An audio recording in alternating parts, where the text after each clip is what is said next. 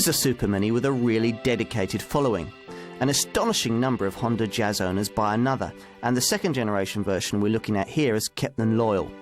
MPV styling and genuinely useful interior features, along with Supermini size and manoeuvrability, combine to make this an appealing package. Honda is a brand who like to do things differently, and nowhere is this willful disregard for market convention more evident than with the Jazz Supermini. Now, the small car market leaders have dictated that small runabouts of this kind with MPV-like versatility must be developed as separate models, so-called Supermini MPVs, boxy Pope-mobile type shapes like Renault's Modus or Vauxhall's Meriva. Honda disagrees. Why can't an ordinary Supermini offer more than a conventional seating arrangement and a rear hatchback? Hence the Jazz, a car that has pronounced MPV overtones in a Fiesta-sized 5-door package and aims to manage most of what it takes other brands 3 or 4 small car derivatives to achieve. Now, much of that is down to its really clever rear magic seat system that not only enables the seat to fold incredibly low and flat, but also enables the seat cushion at the back to be folded up against the back of the front seats. Now, that gives you a wide, tall loading bay in front of those rear seats, so you've got space in front of the rear seats as well as behind them.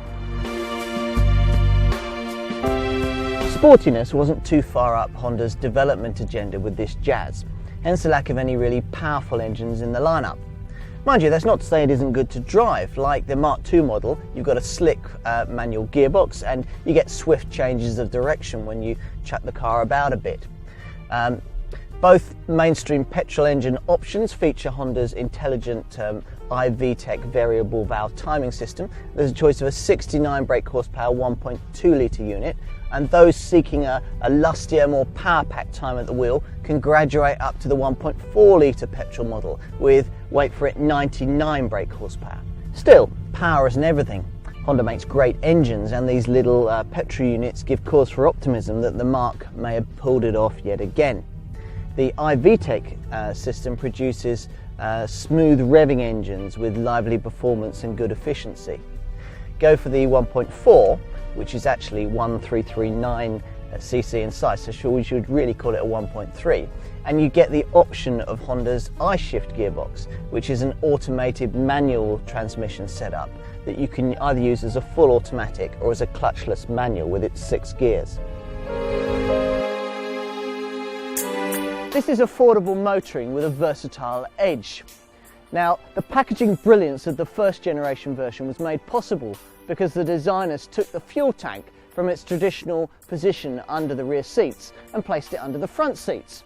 Now, the second generation Jazz continues that approach, and as before, it liberates the floor of the cabin, opening up the seats to be folded into all kinds of various permutations. Now, granted, you can't remove the rear seats, but they almost make up for that with their sheer versatility. Now, folding the rear seats down and creating a completely flat loading area in most Superminis is a bit of a performance. You have to scurry around to the side of the car, fold the seat squab forward, and then fold the backrest down into the space you've created. Now, none of that here. Honda's magic seating system means that with one fluid motion, the backrest and the seat squab fold down into the footwell and you've got a flat loading area. And you don't have to scurry around to the side of the car, it's one lever, one motion. Sports fans will be pleased to hear that if you fold back the front passenger seat, as I have here, there's enough length in the car for you to store a 240 centimetre long pair of downhill skis. Garden centre shoppers, meanwhile, will love the way that you can lift up the rear seat cushions against the rear seat backs and create a tall protected space for items like plants.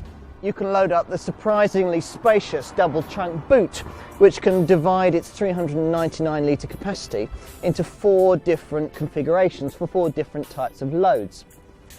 Fold the rear seats and you've got a total of 883 litres of carrying capacity. As with the first generation Honda Jazz, this car, prices lie in the £10,000 to £14,000 bracket, Now that's very slightly more than you'll pay for mainstream rivals cars like the Vauxhall Corsa or the Ford Fiesta, but it's a difference you'll probably make up in terms of a higher resale value when the time comes to sell.